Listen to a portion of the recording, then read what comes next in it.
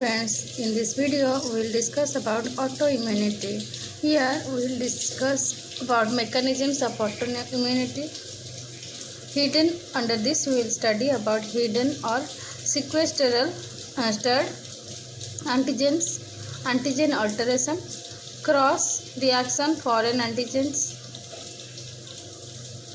cross reacting foreign antigens and forbidden clones, T and B cell defects, and then we will study about classification of autoimmune diseases. Under this we will study about hemocytolytic diseases, localized or organ specific diseases, systemic or non organ specific diseases, and then we will study about pathogenesis of autoimmune diseases. Now let's begin with introduction.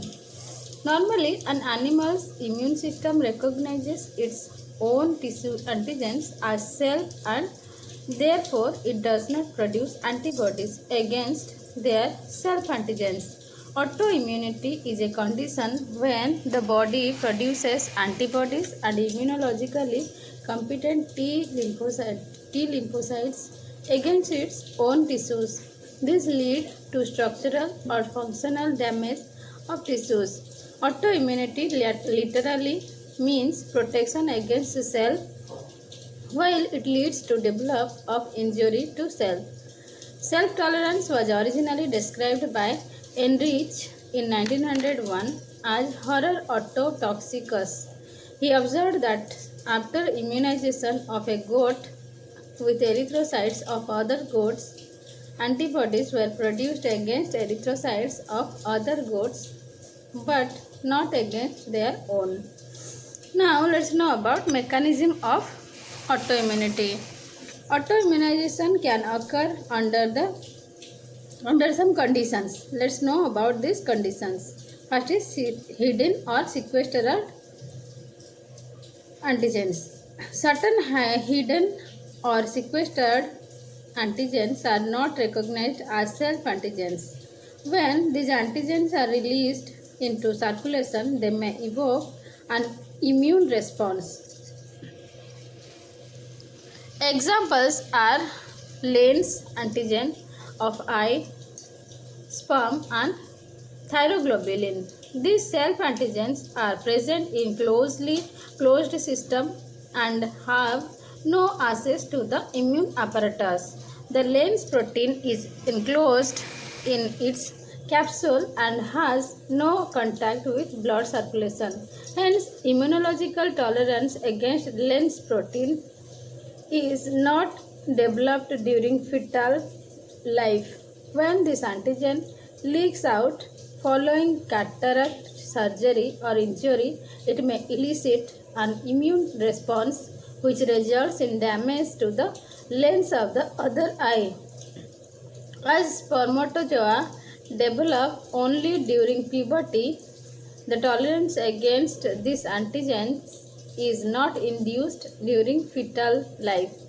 Following mumps, the virus damages the basement membrane of seminiferous tubules, which leads to leakage of sperms and therefore induce an immune response resulting in orchitis. Now let's know about antigen alteration.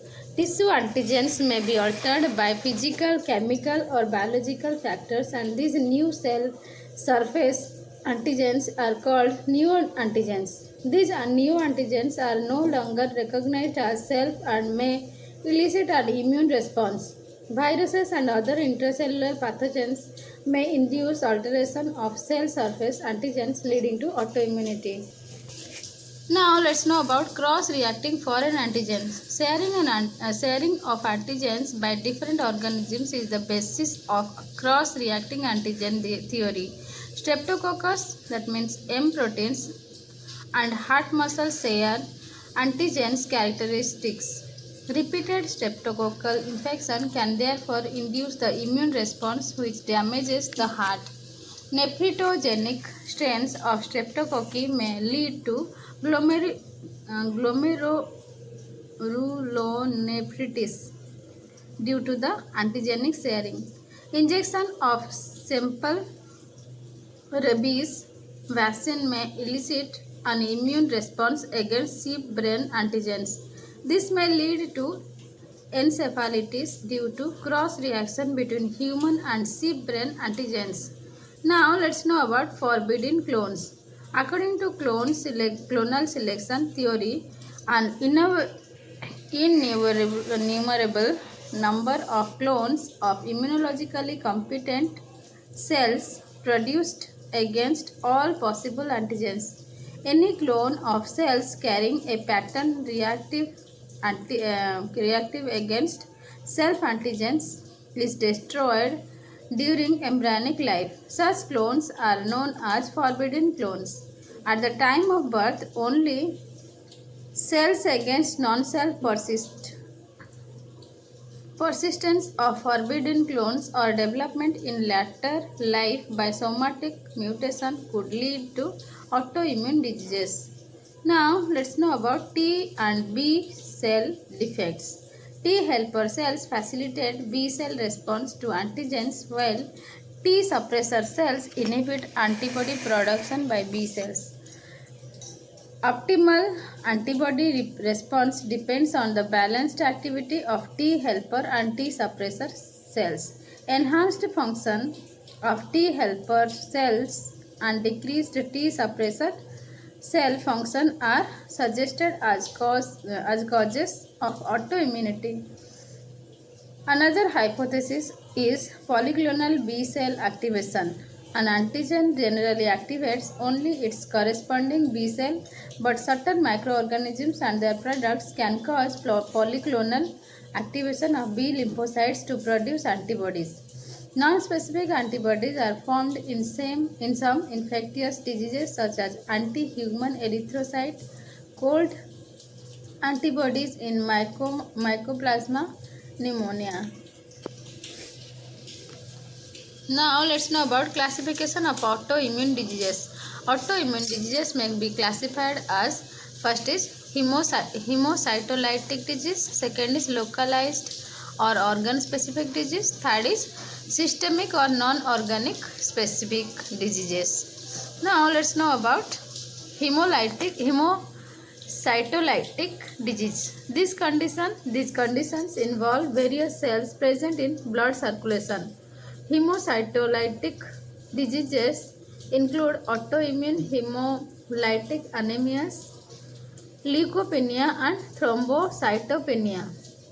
Now let's know about localized or organ specific diseases. In these diseases, specific organs are targets for autoimmune reactions. Now let's know about systemic or non-organic specific diseases. In systemic diseases, immune response occurs against a variety of self-antigens and involve damage to several organs and tissue systems. Now let's know about pathogenesis of autoimmune diseases. Autoimmune diseases may occur either by humoral response or by cellular immune response against self-antigens. Autoantibodies are more easily detectable than T cell assessment for cellular response. Antibodies may cause damage by type 2 or type 3 hypersensitivity reactions. Type 2 reaction is important in autoimmune hemolytic anemias in which autoantibodies along with complement destroy erythrocytes. Type 3 reaction has a role in diseases like SLE, myasthenia gravis and Graves' disease. In SLE, deposition of circulating immune complexes in glomerular basement membrane results in tissue damage. A third mechanism in autoimmune disease is by type 4 reaction. Humoral and cellular immune responses may act together in some autoimmune diseases. Experimental orchitis can be induced only when both types of immune responses are in action. Progress of autoimmune diseases can be arrested by immunosuppressive therapy. Finally finished. Any questions regarding this? Regarding autoimmunity, you can ask me in the comment box. I will definitely answer the question. And subscribe my channel to know more updates. Thank you.